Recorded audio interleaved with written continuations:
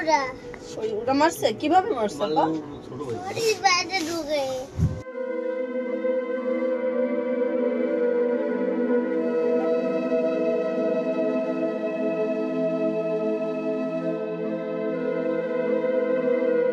আমার আব্বু চাল ওইখানে আনতে গেছে, তো আমার আব্বু বলছে কি যে আমি একটু গাড়ি চালিয়ে দেবো, আমার একটু তাড়াতাড়ি দেওয়া যাবে। আর তাই ওনারা আবার আমার আব্বুকে একটু তাড়াতাড়ি দিয়ে দিছে। যাওয়ার পর দিলে তখন তুলিয়ার অনেক বাজে বাজে গালাগালি দিচ্ছে। এবার আমার আব্বুকে অনেকগুলো লাথি মারছে। আমি তো সেইখান থেকে চলে আসার পরে আমার আব্বু কিছু বন্ধুদের নিয়ে এখানে আসছে, ও আসে ওর ভাইদের বলছে।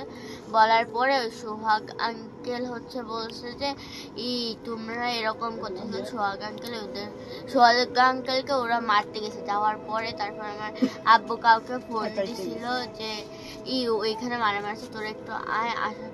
আব্বু যখন ফোন দিয়েছিল তখন সাজ্জাদ আর সম্রাট এসে আব্বুকে চাপে ধরে, আর তুলি আনতে ঘর থেকে একটা সুরিয়া এনে মেহেদির কাছে দেওয়ার সাথে তো 3-4টা আঘাত করে আমার আব্বুকে।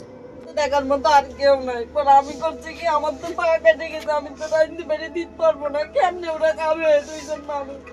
তুমি কটা চাল এনে দাও, পাঠাই দিলি মা রাইন দিয়ে। আমার শ্বশুর কানা মানুষ, ওনারে রাইন দিয়ে খাওয়াবে।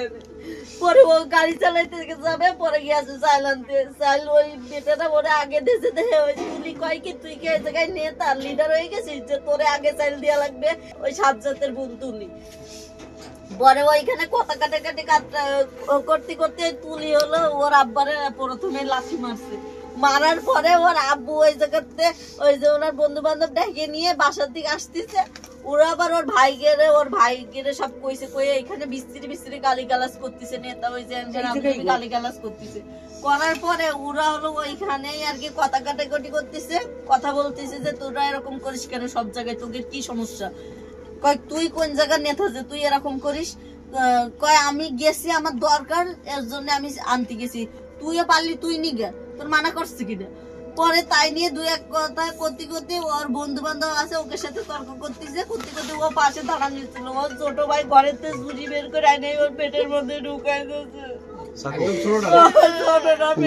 ওর ভাইরা সবাই ছিল এখানে, একটা ছুরি 3টে সাইডে ওর পেটের মধ্যে ঢুকাই দিয়েছে। ও 3বার পেটের পুরি বাইরে গেছে। আমারে কয় তোমার পায়ে শিরাই দিয়া তুমি ঘরে যাও, আমি হাসপাতালে এক্ষুনি চলে আসবো ডাক্তার দেখায়।